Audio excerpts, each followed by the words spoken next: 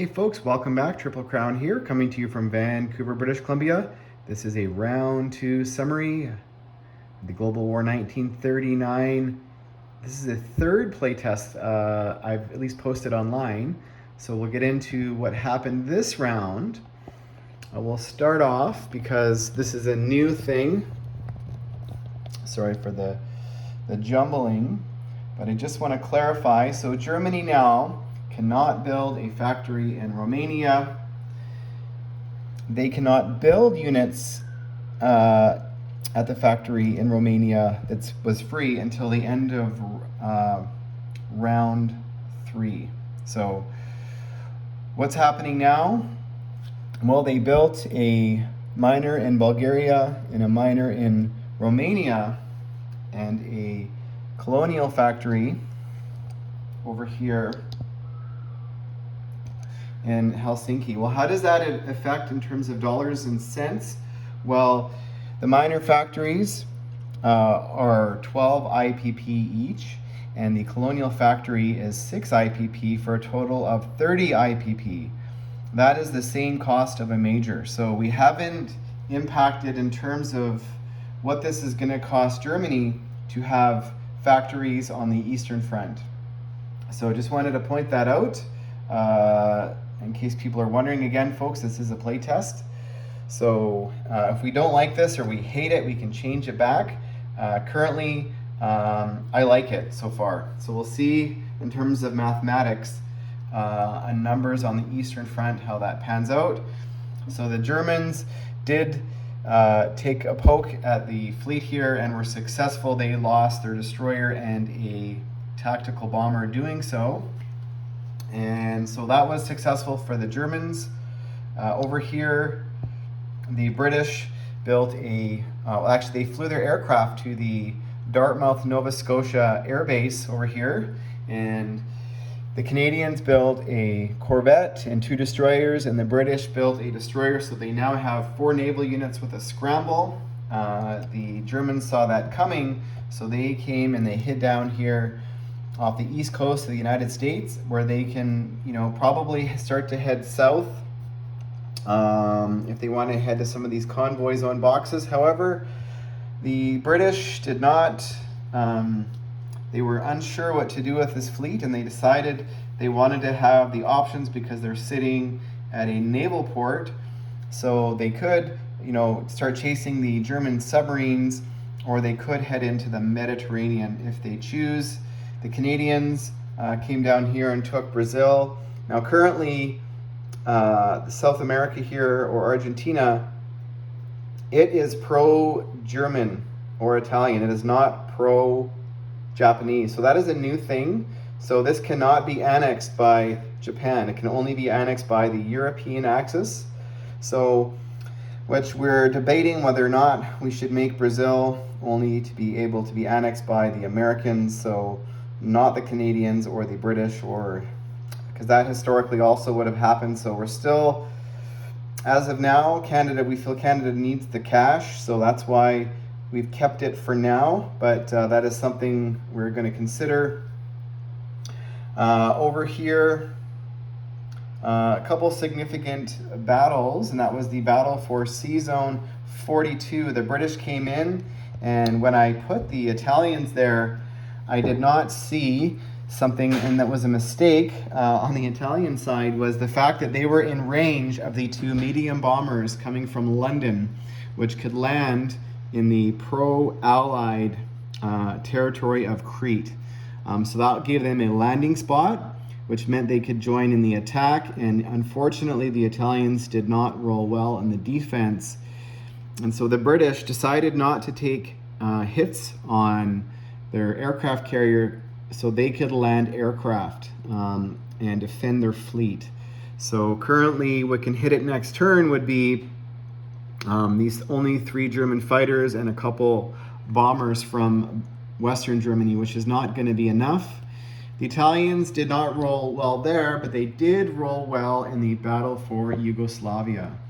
They went in with about 8 ground units or more and their entire air force, and they only sustained 1 infantry as a casualty. The AAA missed, and the Yugoslavians did not roll well in their defense. So that was, is that a trade the Italians are going to make? I'm not sure. I think they would have traded a few more ground units if this British fleet was significantly smaller, to have been taken out next turn by a combined Italian and German Air Force, with this lone Italian submarine remaining. So that is a swing in the Allied favor there. However, and I wasn't sure if I was going to use the Italians to do Yugoslavia, but what this frees up the Germans now to do is all of these pro-Axis miners now can all go into Romania and start preparing to go into Russia. So that is huge there. Because Russia did not roll well with their economy turn 1, they decided to leave Valpuri alone, which is the northern or the easternmost Finland territory, and they decided to build up. And fortunately for the Russians, they did roll a 19. I changed the color of the dice that I rolled, 2 d12s, and they rolled a 19 for their economy, so they made up for the poor round 1 rolling. Germany built a bunch of fast movers in Western Germany and a bunch of infantry which can hop on the trains, 6 infantry, and go 4 spaces. So currently the territory and all of Finland is secure, and so the Germans now are going to be, I guess, rounding up all of their fast movers on the west coast of Europe, and they're going to be headed east towards Russia. So they're going to be staging probably for another turn. The British did land a tactical bomber that had participated in the attack in Syria. They did lose their 2 heavy bombers, or medium bombers, I should say, apologize, in this attack there, because they wanted their navy to survive. They wanted to have a naval presence in the Mediterranean. The British are surrounding the Italians slowly. They did annex the Belgian Congo last turn. However, for the Commonwealth or the Far East Command, things are looking very precarious. The Japanese are sitting here, and they can load, I forgot, it's at 6 fully loaded transports, and they can hit Calcutta next turn with those transports, and they can, these aircraft carriers are sitting at a naval base, so they can come in here, which would give a landing space for another 6 aircraft participating in the attack. And historically accurate, why is there 3 zeros sitting here? Well, the zeros are specifically there because they have an extra range of movement. So they can actually go, they're coming from an air base, 6 bases, so they can go 1, 2, 3, 4, 5, 6, and then back into Siam. So that is a huge bonus for the Japanese, because they can now hit Calcutta with 9 aircraft, actually 10, including the medium bomber. So the Far East Command saw that coming. They don't want any part of that, so they actually decided to do a small token build here in Calcutta and back everything up to West Bengal for a potential counter-attack. So what that means is Japan can't come in light. They can't just come in and send a token, you know, maybe 6 or 7 infantry, because the FEC will be able to take it back on the following turn. So Japan still has to come in hot and heavy to that territory to secure. The Australians went over here and took Java, and they're trying to sort of run some kind of blockade from these Japanese, mostly transports and a few other smaller vessels in this area here of the South Pacific. They built a destroyer in New Zealand and at the Colonial Factory, and a destroyer in Australia. The destroyer in New Zealand is out of range of the Japanese and the Carolines. However, they got a little bit of a potential trap coming if the Japanese want to come sink this one destroyer off of Sydney. So setting the trap, the KMT have done very well.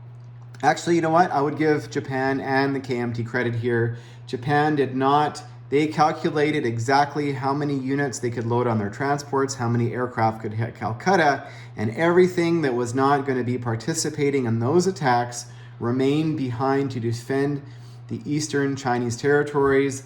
And even though the KMT now has broken out, it does not look, it's actually not as bad as it looks for the Japanese. Now, the KMT is, you can see they're kind of centralized here.